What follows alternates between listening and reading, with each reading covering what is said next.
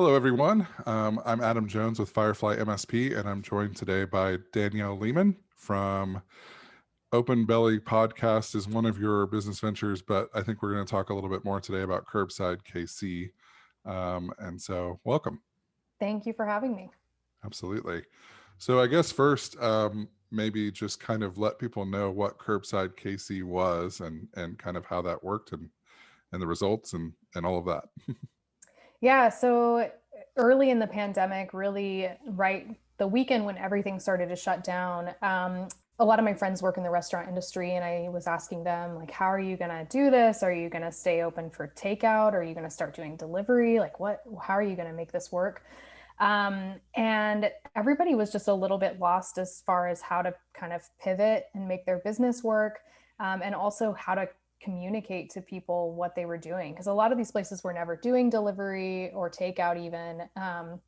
Certainly not curbside takeout. And I think there was a lot of confusion on the consumer side about how to order something for curbside takeout, where to park, how to call or text when you arrive. I mean, it's just kind of a whole new process for everyone.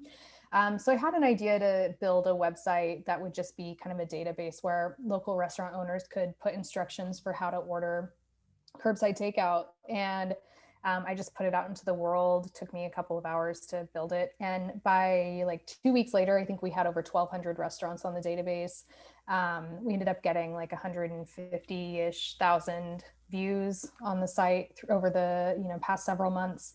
So it kind of really quickly became a really valuable resource for our community to try to figure out how to support local restaurants through the pandemic, and also for restaurants to be able to quickly communicate with their customers how they can order from them.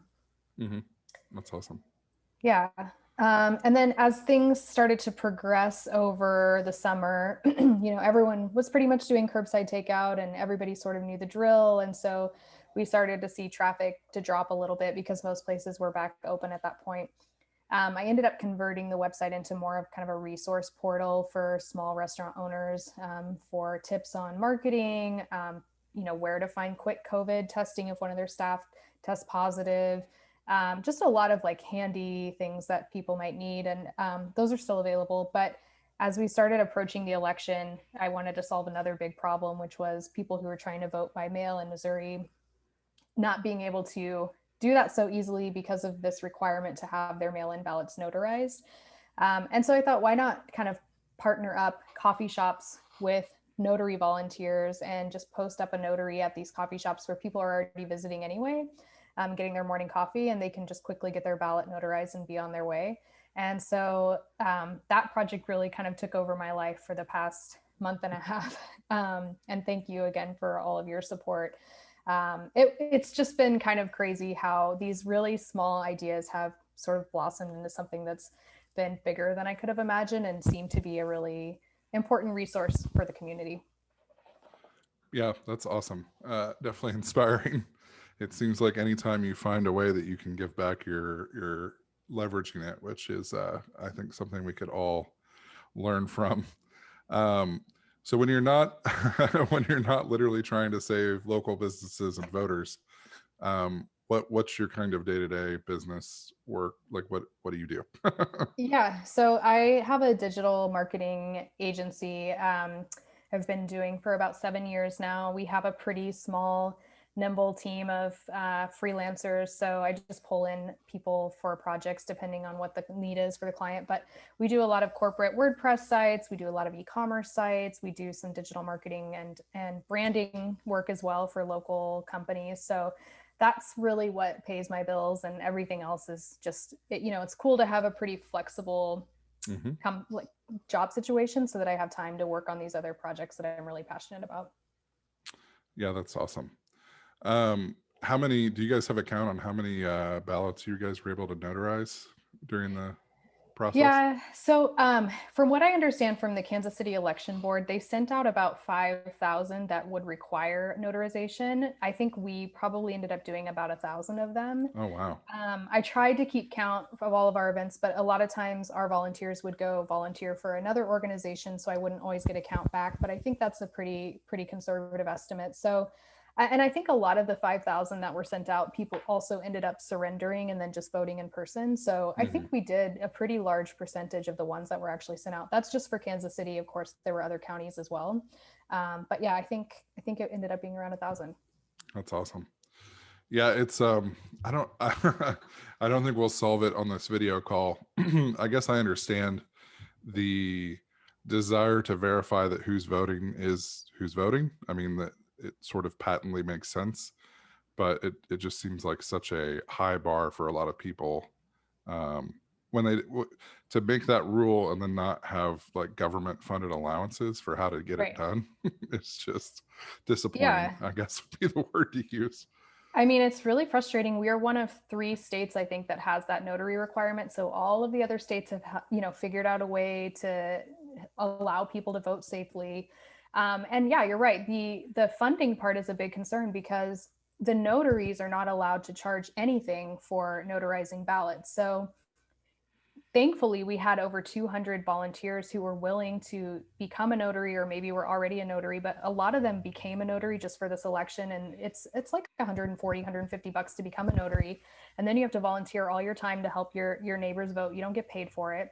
And so the system relies on the generosity of your neighbors willing to pay that cost and then help you for free. And so a lot of people talk about the notary process as a poll tax, where it really isn't. I mean, there's the time and cost of having to go find a notary, taking time off work or taking a bus fare or whatever, using your gas to go find a notary. But the tax is actually really a burden on these volunteer notaries who thankfully were willing to help. But it's ridiculous that Missouri is one of 3 states, again, that it has this requirement when everyone else is able to figure it out.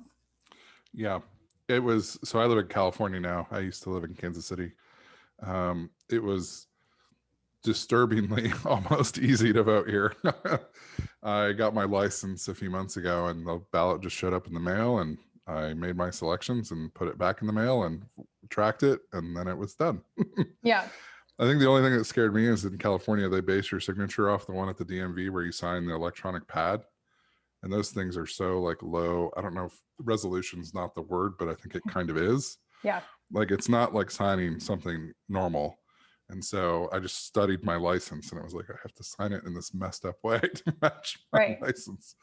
Right. And Um, that's the case, I think, in every state, but it's not always your driver's license either. So in Missouri, it could be your voter application. There are a couple of different signatures that they go off of. So you don't even necessarily know which signature you're trying to match. So there's definitely a lot of room for improvement. mhm. Yeah, I think it's interesting because it would also apply, I feel like, to voting. We at Firefly are trying to sort of narrow down on a solution to verify the identity of people that are making requests of us. It would seem like the government could come up with something similar. Yeah. Yeah. But I guess that might require like federal um, assistance, which generally isn't involved in voting. So I don't know how Yeah. we'll ever get there, but it's kind of Maybe someday. disappointing. Yeah. Well, very cool. I appreciate learning all of this. Do you have plans to continue this sort of project into the future, or is it just going to kind of see where things stand in 2022, or what's the idea as you look forward? I don't know. I mean, if the need arises again, I'm happy to re-engage with our volunteers. We kind of built the infrastructure now, Hmm. and it would be easy to start it up again. I mean, I have no ambition of becoming a lifelong notary. I really don't care, but our notary licenses are valid for 4 years. So if something, if there's an opportunity in the next 4 years where it makes sense, I'd be happy to do it. Even like for special elections, though, I did find out through this process that when, for example, the Kansas City streetcar, when that was up for a special election, those votes, I think, those ballots Hmm. had to be notarized. So Yeah. there have been needs even before the pandemic of just where do I find a notary if I don't want to go stand in line at the bank. Um, so yeah, if the opportunity comes up, unfortunately, so we got connected through Huft, who Hmm. built these really cool A-frame booths for us that were like 10 feet tall, and I don't have storage space for them. So I had to give them back, and I don't know what they're planning on doing with them. I unfortunately think they might end up in the scrap pile, but even if we're like standing car side with a clipboard, we'll make it happen. Absolutely. Yeah, no, I saw those. Those were really iconic to look at. I'll probably try to include a picture on the video when I finish editing it so people can see what it looked like. Yeah, I can send you one. Awesome.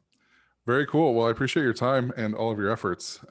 Even I think, as I made clear to you, what happens in Missouri is still very important to me for all sorts of reasons. So I appreciate personally and professionally all of your efforts. Well, I appreciate you supporting us, and we really Happy to couldn't do have it. done it without you. So thanks. Awesome. All right. Thanks. It was very nice to meet you in person. Nice to meet Or you too. virtually, I guess. Thanks. Bye. Thank you.